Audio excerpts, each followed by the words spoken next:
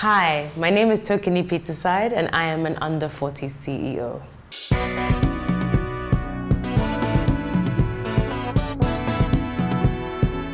African Renaissance.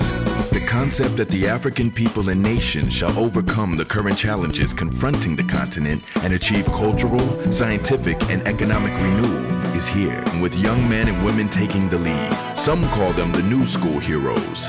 We call them under 40 CEOs. Tokini Peterside is a cultural entrepreneur and strategic advisor with vast experience in Africa's art, culture, fashion, and luxury sectors. Tokini obtained a law degree with first-class honors from the London School of Economics and Political Science LSE and an MBA from INSEAD. After working in luxury brand management for Moët-Hennessy, part of the LVMH Group, as head of marketing in Nigeria, she moved into the worlds of art, culture, fashion, and design with TP Collective, a strategy consultancy she founded in 2012. Through TP Collective, Tokini supported entrepreneurs to develop businesses such as ALARA, the David Adjaye-designed luxury concept store that also houses NOK Restaurant, and Maki Oh, an artisanal fashion designer label worn by Michelle Obama, Lady Gaga, and Solange Knowles, and projects such as Half of a Yellow Sun, the film based on Chimamanda Adichie's novel starring Thandie Newton and Chiwetel Ejiofor. Tokini Peterside is the founder of Artex. All right, welcome to Under 40 CEOs, Tokini. Thank you. Yeah, you were born in Lagos and you lived between Nigeria and the United Kingdom. Please do share about your preteen years and, growing up in the Peterside household. My preteen years, gosh, they were incredibly happy. We lived in Lagos. I went to primary school in Lagos. I started secondary school when I think I was 9 or so. I grew up in a very loving household. My parents were very strong on academics, like most Nigerian parents. So if you were not first 2 or first 3 in your class, it was a problem. But those are some of the happiest years I've had, and those are great memories I have. Okay, amazing. So you attended the Cheltenham Ladies College and then the Westminster School, both in the United Kingdom, and subsequently the London School of Economics, where you read law. Why law in the first place? So if I'm honest, I actually wanted to study history as my first degree. And my father said to me, "Are you going to be a history teacher? What are you going to do with that?" I didn't have the right answer. I developed the right answer a bit too late. So I recognized that with law, I would learn a lot with regards to human interaction, the need for documentation, justice. And I also knew that studying law, I could potentially explore in other areas. And so I chose it as a second option, but actually I grew to enjoy it very much. And so I did the 3-year degree at LSE. And yeah, I have no regrets. Actually. Graduated with a first-class honors degree? Yes. If I might add that. Yes, I did, which is shocking for something that wasn't even originally my choice. But the way I am is I put my A game always. I put my best foot forward always into everything that I do. All right, so in 2015, you attended business school at INSEAD and you obtained your master's in business administration from there. Please do share your experience and key learnings at the institution. INSEAD was a phenomenal year. It is one of the leading business schools in Europe, and it's very well known for its intense MBA because it's the same experience as the American MBA, but it's condensed into 1 year, in fact, less than a year. It's also known for being the most diverse school in the world. There were upwards of 60 nationalities in my class. That meant that by the time I was done with the MBA, I had interacted and made friends with people from Brazil, from India, from Japan, from South Africa, Egypt, of course, Nigeria, all over the world. It was a phenomenal experience. I learned a lot about business. I learned a lot about human behavior. I also learned a lot about myself, being in that kind of melting pot of cultures forces you to really reflect on yourself and who you are and what you believe your identity to be. So the only thing I was very clear on, though, was that after the MBA, I wanted to come straight back to Nigeria. Before the MBA, I had spent about 6 years living and working in Nigeria. And unlike many of my classmates, I was very adamant that I wanted to come back here. I wanted to drive entrepreneurial ventures here. And the rest is history, really. All right, so before you left for your MBA, you opted for marketing when you joined the LVMH Group and eventually rose to become head of marketing at Hennessy. Why did you decide to, do marketing? Marketing and my story with marketing is actually, it was almost accidental. Now, I hadn't studied marketing, I had studied law. And however, I knew at the time that I thoroughly enjoyed working with friends on a variety of projects. I was consistently that friend that if you were a filmmaker, a fashion designer, a musician, you came to me, we planned a project together.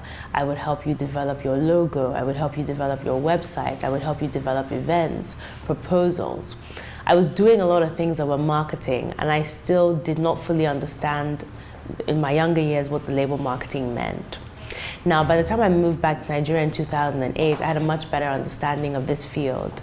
I felt I was at a disadvantage because I hadn't studied it, but I started to just get very real experience, which meant that a number of years later, by 2010, when I met the custodians of Moët-Hennessy, the luxury portfolio of wines and spirits in Nigeria, I had a lot to show them on my CV.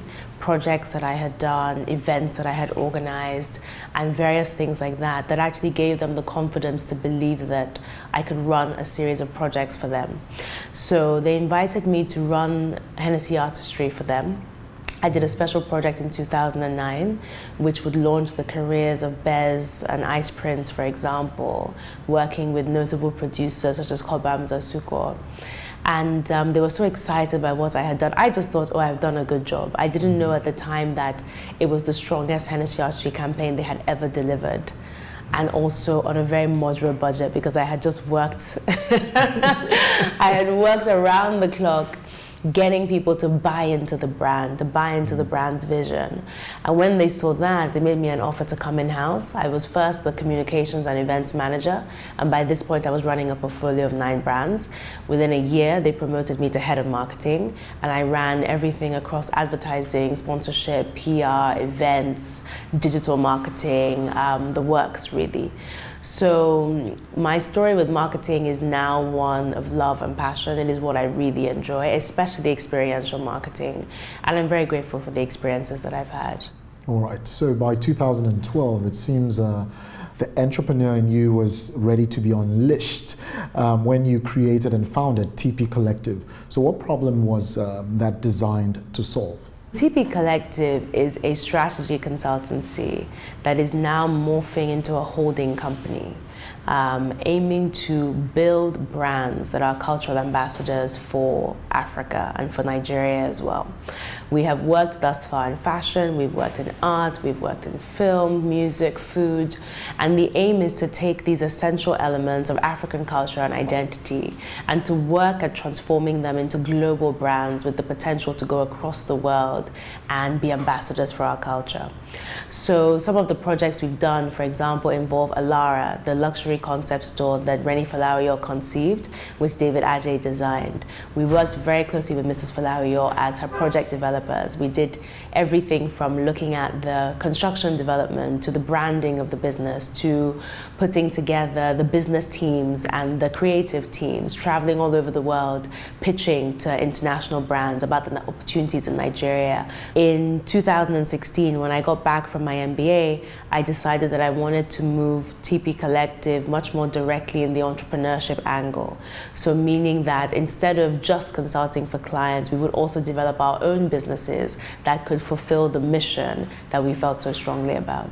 Okay, amazing. So would you say that the business side of the TP Collective was inspired by the fashion marketing course you took at Istituto Marangoni? Really done your research. So Istituto Marangoni was in 2009. I did a certificate in fashion marketing there, yes, because I was very curious about marketing. Of course, I was very curious about the fashion sector, and I was doing a lot of work in the fashion sector. In fact, I first worked with the designer Maki Oh in 2009, helping her launch her debut collection. And what I realized at Istituto Marangoni was that I wanted to go much deeper into business. I didn't want to just stay at a sort of surface level with regards to being pigeonholed to only working in fashion. I wanted to be able to work with small and big businesses alike. So actually the experience at Istituto Marangoni reinforced for me that at some point in my career it would be wise to go back to school to study business. That was in 2009. I eventually did my MBA in 2015. And so I would say it was an interesting springboard. It was a great experience. It was a summer in London, and it just opened my eyes to the possibilities. In 2016, Tokini created Artex and has since served as the director of the cultural enterprise, which stages annually Artex Lagos, the premier international contemporary art fair in West Africa. This event has welcomed over 22,000 visitors and 180 of Africa's leading artists, awards the Artex Prize, an annual prize providing funding, mentoring, and residency support to emerging artists, as well as hosts Artex Live, an art and music festival. So in 2016, you founded Artex Lagos. I believe it's an international art fair. Please do share with me the thoughts, behind that vision. So there were many thoughts. There were many experiences that led to the creation of Artex. Now, I mentioned that prior to my MBA, I had been working as a consultant in the creative sector, working with entrepreneurs to help them build businesses around fashion, art, music, food, etc. One thing that became very, very apparent to me in those years was that these sectors, these subsectors within culture and lifestyle, a number of them needed catalysts that were going to help move the industry forward. So for example, the way the fashion industry had Lagos Fashion Week by Moemi Akerele, there were a number of platforms in the music industry that were also enabling musicians to get to the next level. I recognized that I wanted TP Collective to also be a catalyst for these ambassadors for our culture.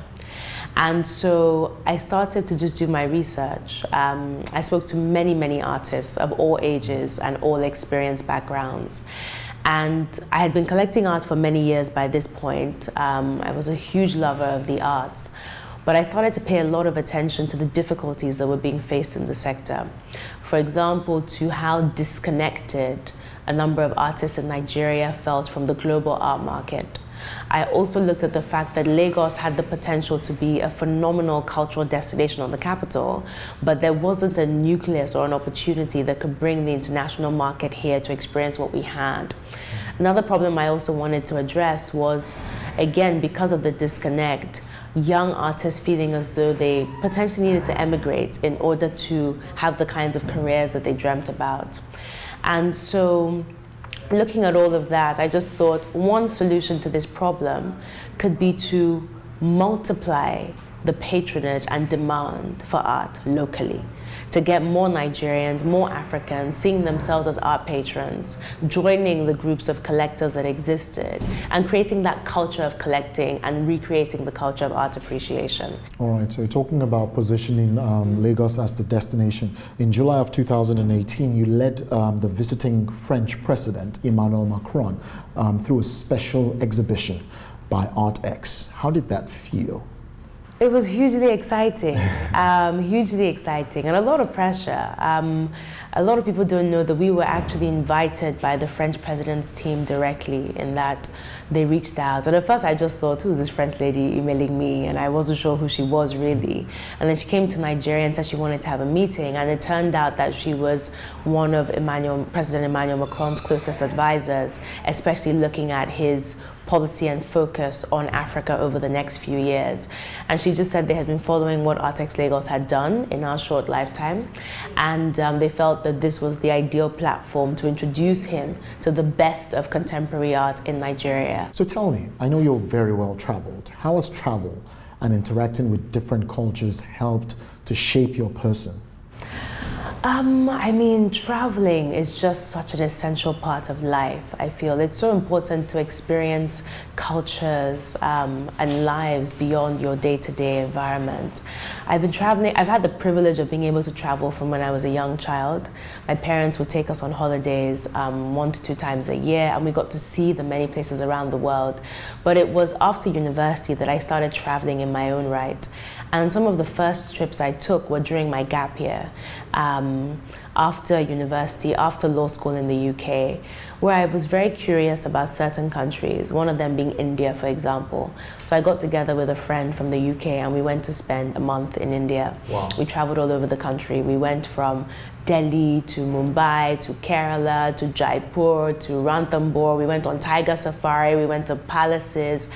And that trip, I mean, it was so long ago now, and I've been back to India since, but that trip in particular was a pivotal moment in my life, because there I was observing a country that had a population several multiples larger than Nigeria's, had tribes and ethnic diversity several multiples larger than Nigeria's, but I could see this dedication to the preservation of their heritage, the preservation of their culture, and then the natural evolution of their culture. Indians that I encountered were so proud of who they were, their food, their clothing, their music. They preserved their forts and palaces from the 13th and 14th century. And that really struck me, because having been a geek of history, having wanted to study that subject, I had always known that Nigeria as well had been a phenomenal base for identity and culture. And I was sort of motivated to help to bring that back, to help to see how we could get Nigerians appreciating our culture, our present day culture, but also our heritage, and then look to go beyond that. So, I mean, that was one experience I had with one trip. There have been many others since then over the years that have really broadened my horizons and opened my mind. Okay, 2011, Corporate Professional of the Year, Future Awards. 2017, named her Network Woman of the Year in the Arts category. And 2017, MyPad 100 list, and the list goes on and on. What do these nods, accolades, recognition, what do they truly mean to you? So it's great to have them. It's always very humbling and surprising to be recognized in this way. And if I'm honest, it is great to have that validation. But I guess for me, I have my eyes on a much bigger prize. There is a change that I want to see in our generation and in my lifetime. And so that is what I'm fixated and focused on doing. It is great when it's almost like you're on a journey. You've got a destination in mind, and along the way people are giving you these accolades. And you're pleased for them, you're grateful for them, but you're still not where you're trying to get to. So I tend not to stop and sort of gloat and celebrate myself, because I know that I still haven't even reached my destination yet. When I reach my destination and I start to get awards for that destination, then that will be a fantastic moment. So talking about destinations and journeys, while on the CEO journey, what are those key challenges that you've had to overcome to make the strides that you've made so far? The biggest challenge that I have faced in my years as an entrepreneur is about building a sustainable team. You know, one thing that became very apparent to me when I started out as an entrepreneur was that you cannot do anything on your own. Your vision can be as fantastic as it needs to be, it can be as big as it needs to be, but if you don't have the right people who are passionate, motivated, and hardworking, you're not going to get anywhere. So in the last 18 months, I have become almost obsessive about building my team. The ways in which I now recruit are completely different, and I'm consistently looking for young people with that fire and that motivation. I think that I was struggling with it initially because I'm a small company. You know, I can't compete with larger companies that can pay you large fortunes. And there's an extent to which sometimes very ambitious people don't want to work for such a small business because they don't think it might necessarily be so strong on their CV. So how do you get that talent in? But I would say that this year, I feel as though I finally cracked the nut.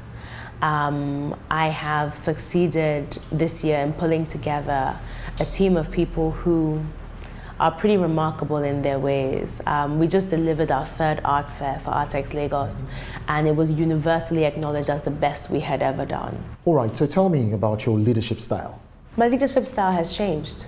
In all the learning I've done over the past year about what it means to truly be a leader, I have come to see that as being my most important job. It's more important than the conversations I have to have with my sponsors. It's more important than my conversations with event planners and event logistics people. It is my number one priority. My leadership style now is, I guess the best way to sum it up is a coaching style. I'm consistently thinking about my staff, what their personal goals are, where they're heading in their lives, what they want to achieve, and seeing how I can best position their time with me to be a great stepping stone for them in that regard. So would you say you've ever failed as a leader? Have I failed as a leader? Not yet. I say not yet, not that I'm hoping to fail as a leader, but have there been times where I've been disappointed with my leadership? Yes. You know, I'm still young, I'm still growing, I'm still learning. There have been times where perhaps, I won't call it an outright failure, but in my earlier days, I didn't pay as close attention to certain staff members as I needed to, and ultimately they were a little bit frustrated and left the organization. Now, some of those were great losses because these were tremendously talented people who were so difficult to replace. And those experiences taught me that whilst I may have my own work to do, it's very important to get my head away from my laptop and to face my team. So yes. All right, so what are those key skill sets that you think a CEO needs to acquire in managing people? In managing people, gosh, I think the first thing, it may not be a skill set, is fairness. You know, one of the biggest mentors in my life is my father, and every time I've gone to him with a question about my team or my staff, it used to annoy me at the beginning, but he would always say, the number one rule as a leader or a boss is tied to the number one commandment, or the number two commandment, I believe in the Bible, which is love your neighbor as yourself and do unto others as you would have them do to you. And so every time I took a problem or a challenge to him, let's say I was negotiating with someone on a salary package, and he would say to me, can you live on this salary? Can you be comfortable on this salary? Understand where this person is coming from, understand their background and their history. If they're struggling in a particular way, how would you want to be treated if you were in their shoes? What values are important to you and your firm? I mean, number one above all is integrity.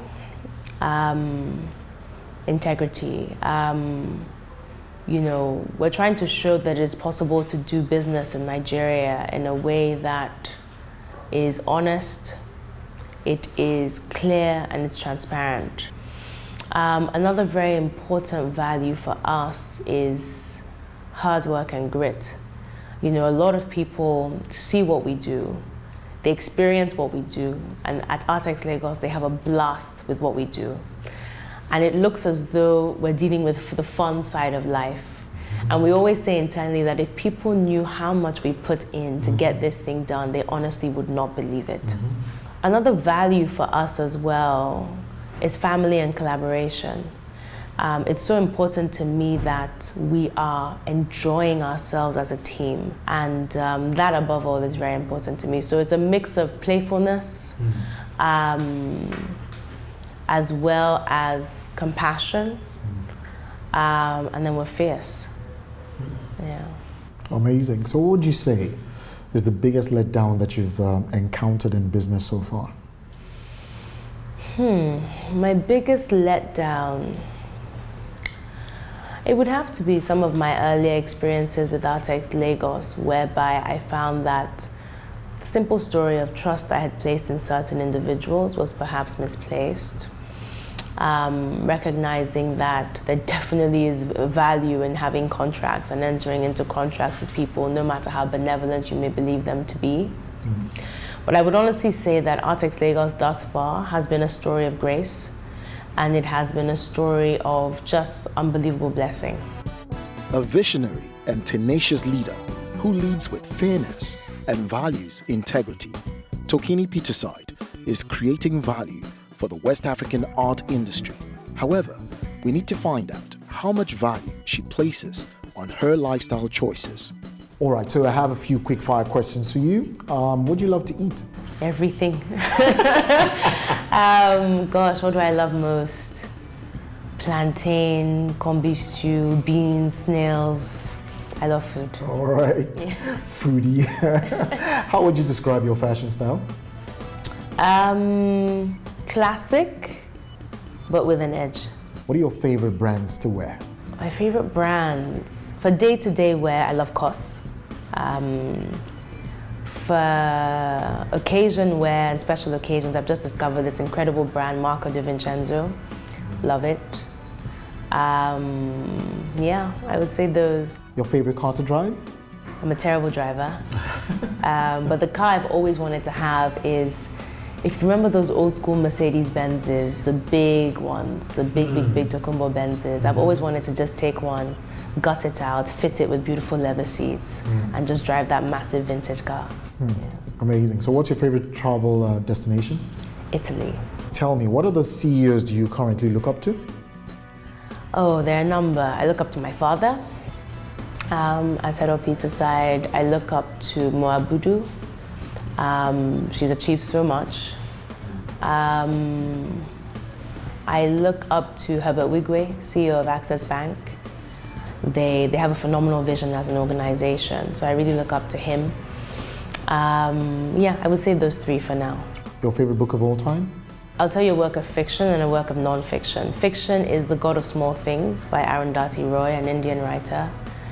And then non-fiction would be Lean In by Sheryl Sandberg, which I think is just an essential toolkit for any professional woman, any young woman to read. What book are you reading right now? I'm reading two, Becoming. It's always fiction and non-fiction at the same time.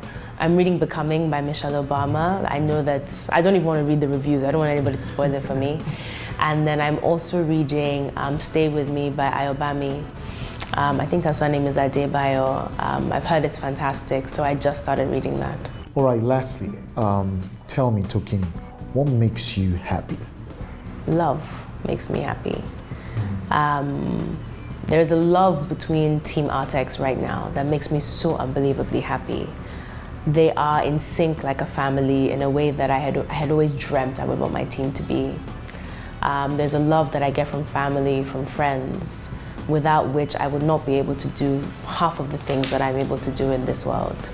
So when I experience love, the gift of love, especially love that is unfettered, it's not asking for anything in return, it's not transactional, I really, really enjoy that.